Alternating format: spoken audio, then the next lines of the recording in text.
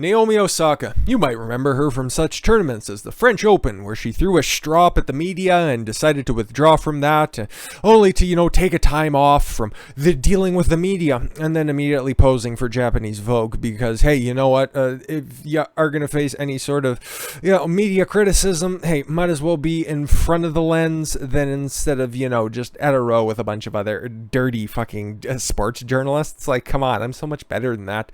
Yeah, she ended up throwing another straw up at the US Open because she sucked dick, not literally or anything, just her performance was really fucking shit. Broke a couple of rackets and then decided, I'm taking a break from tennis. Must have a couple of photo shoots lined up now, don't ya? But we aren't going to dwell on her for that long, mostly because who gives a fuck about some perpetual victim? I don't really care. Listen, you're one of the most athletically gifted tennis players that there's been in a long time, but you can't get that fucking noggin straight, so hey, congratulations, you're just going to be a bridesmaid for the rest of your career until you figure it out. Naomi Osaka had a disastrous match Friday, this previous Friday, reportedly losing her composure and ultimately losing her US Open match. And she says her future in tennis is now uncertain. Nobody will miss you. Absolutely nobody will miss you. Naomi Osaka expressed her frustration with some racket smashing in the second set. Tiebreak got away from her. Oh, that sucks. Osaka won the first set against 18-year-old Canadian, yay, Leylah Fernandez. Canadian Fernandez? Okay, whatever. But things unraveled for her in the second set. She threw her racket 3 times, and when she lost the set, she walked off the court. Sucks to suck. The defending U.S. champ returned, and didn't she win the U.S. championship or the U.S. Open under dubious circumstances to begin with that catapulted her on this meteoric rise in the tennis world, which is the women's tennis. Come on, it's still the Williams sisters' games to lose, but hey, there's at least a bright new face out there, and I don't care if she ever comes back. I don't really care. She's just a fucking complainer at this point. There's actually a new hot sensation, and I think that she's advanced to the semifinals here. And I couldn't be happier for this girl because, you know what? Hey, this is her stance on everything, okay? I was a very shy odd one out, reveals tennis sensation Emma Raducanu. As she appears in Vogue, but says playing sports gave her inner strength. That's a fucking great message, and I really hope she isn't a crappy person because a tremendous amount of respect for coming out and say that. And it's like, hey, I was shy. I took up a heavy responsibility. I got really good at it, and now that success is paying off, and now I'm just trying to pass the message forward. Not the, shitty ethereal book, but the idea that pressure creates diamonds, something that people used to tell their kids. It's like all that adversity you're facing, you wouldn't talk like this to a kid, but the adversity that you're facing right now will eventually pay off down the line if you just continue to chop away at it. You're shy? Hey, guess what? Get in front of a camera, buy a microphone. And you know what? You're going to get a little bit better one step at a time. It's not going to happen overnight. It's almost like I can really relate to this, but at the same time, she's an 18-year-old great English product. It's just a universal message, and I think more people need to hear about it. Emma Raducanu has revealed she was a very shy and odd one out growing up, and she appears in next month's issue of Vogue. Why does Vogue continue to snap up tennis players? Well, she is a pretty attractive girl. Let's be fair. And she is 18, so nothing wrong with that. Tennis sensation, 18 years old, from London, donned a strapless black gown and a pair of leopard print trainers and snaps shared in October's issue of the Fashion Bible. Ugh. Speaking for the magazine, Emma said she is often the only girl in her friendship group. Oh, she's one of them. Aha. Okay, that's a different topic for a different story. Doing certain sports, adding, I was a very shy little girl who didn't talk that much at all. Ooh. And though playing sports and having to be bold on the court and fearless in the fight, it gives me inner strength. If you have that, you can really achieve whatever you want. It sounds like basic bitch advice, but it's 100% true. Okay? On my second channel, the first video that I posted there, I shared a picture of me when I was 16 years old. A big fat fucker who was as tall as I am, a little bit shorter, I guess probably 6'4" or whatever, 6'3", whatever. 16 years of age, just about 400 bills, and shy and quiet, and you know what? He would just play video games and kind of stay out of sports, and didn't really do stuff because Scared of the world around him, scared of putting his ideas out there, but knew that was a untenable track for life, and eventually, even though he was scared out of his fucking tree, would continue to just push forward and always strive for just bigger things, and eventually came to a point where he no longer had to fake it in order to make it. Hell, even came up with a little moniker for himself so he could separate the Donald from, the Don, the forward-facing face that he put out there every single day whenever he'd go to work, whenever he'd go and he'd, compete in sports, try out for the fucking badminton team. Didn't work out that well because there was a little Asian kid on the court. When you're almost 400 fucking pounds, you ain't going to be able to fly around as quickly as some little fucking 90-pound Asian kid.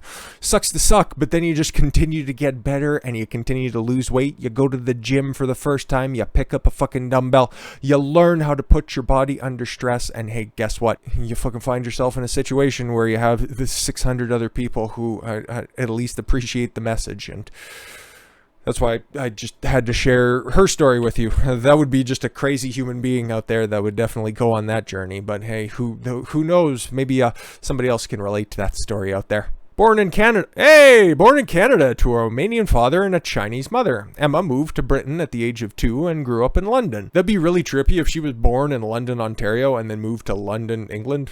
That'd be pretty cool. She credited her mother for helping her build her confidence. Yes, because if she didn't get straight A's, she'd just get beat because her mother was one of those tiger moms. Anyways, her confidence, which she said, comes from inner belief. Nice. She explained, my mom comes from a Chinese background. They have a very good self-belief. It's not necessarily about telling everyone how good you are, but about believing it within yourself. I really respect that about the culture. Your culture. Very successful upbringing, very good message to learn from your parents. It just sounds like I'm gushing over this, but it's absolutely true. This is basic foundational work ethic and ideas, and it should be lauded. First picked up a racket aged 5 and played at Bromley Tennis Academy from the age of 10. It sounds prestigious. I don't know tennis that much. I know it looks cool and it would be a hell of a lot of fun to play, but never had the opportunity. If you've ever seen the tennis courts in Grand Prairie, you'd know exactly why. She told Vogue that being the odd one out was something Raducanu, at first, I had to grow used to, but then took pleasure from. She said, when I was younger, I was the only girl in my group karting or doing motocross, and I thought it was pretty cool. For example, one time a motocross teacher was like, right, we're going to do press-ups. I was the only one who could do it, so I was proud of myself for that. Sweet. Athletic from an early age. Dope. Gives you a good heads up, and that's why you're 18 years old in the semifinals of the fucking US Open. And she's a little bit more cordial to the lady she's kind of taking her spot from. Meanwhile, she revealed how she respected Naomi Osaka's decision to opt out of the press conference and the French Open. Yes, once again, that whole Japanese and Chinese conflict, and it's a fucking fight that will continue on for generations. She said, if that's the best thing for her health, mental health, and well-being, then I think that that's the right thing to do. Because at the end of the day, you're in this journey alone, no matter how many people are in your corner. Exactly, get your shit right. She said it a little bit nicer, but that's the gist of what that is. Hey, fucking work on yourself, otherwise come back and beat the brakes off you and fucking straighten out that hair in a hurry. Teenager also spoke about retiring from Wimbledon after she struggled to breathe during her match against Alaja Tomljanovic. Don't know who that is. She said fellow athlete Marcus Rashford reached out to her on Twitter after the match, saying it was very comforting in the moment. That's cool. I don't know who that is, nor do I care. So as of right now, Emma has won 7 matches in a row with the US Open, enough to have won the tournament, had she not had to go through qualifying, and has yet to drop a single set. Fucking beast of a player, and yeah, man, her background definitely led her to this situation, and God bless, and I really hope that she fucking absolutely crushes whoever's in front of her. I don't really care. She has a good message, and she's not playing the victim. She's not playing into Naomi Osaka's, oh, everybody feel bad for me. She's like, hey, if you need to take care of your shit, just go fucking mind your manners. And you know what? Just coming out of your shell, dude. There's that old saying, fake it till you make it. Well, some people consider that lying. And hey, if you got to put on a front in order to realize that everything that you were scared of is just in your head, and the only way that you're going to get something is if you look for it, ask and you shall receive, seek and you shall find. It was written a few thousand years ago, and it's no less true than it is now. The reason I have the send-off that I do, because I firmly believe that. If you want to accomplish something, if you find yourself running into certain hardships in life, you have the resources around you. We live in the greatest time to be alive. All things considered, this is the greatest time to be alive. You can reach out and you can touch the lives of so many people that are out there. And hey, even if you're struggling at the minute, you can reach out there and you can find resources to learn and get yourself through the situation you find yourself in right now. And as much as I like to rag on politicians and unelected bureaucrats, it all comes down to, at the end of the day, figuring out what they're doing, how you can properly identify it, attack them for their stupid ideas, and then learn from that situation. Because if you fix yourself first, then you can start working on your family, and then you can start working on your community, and then hey, maybe you can start taking on those big nebulous tasks that are just overarching for the rest of mankind. That would be pretty fucking cool. But it all starts here with yourself. Thank you all very much for the gift of your time. I've been Don Consuelo. I want you to follow your gut and get after it. Take care, everyone.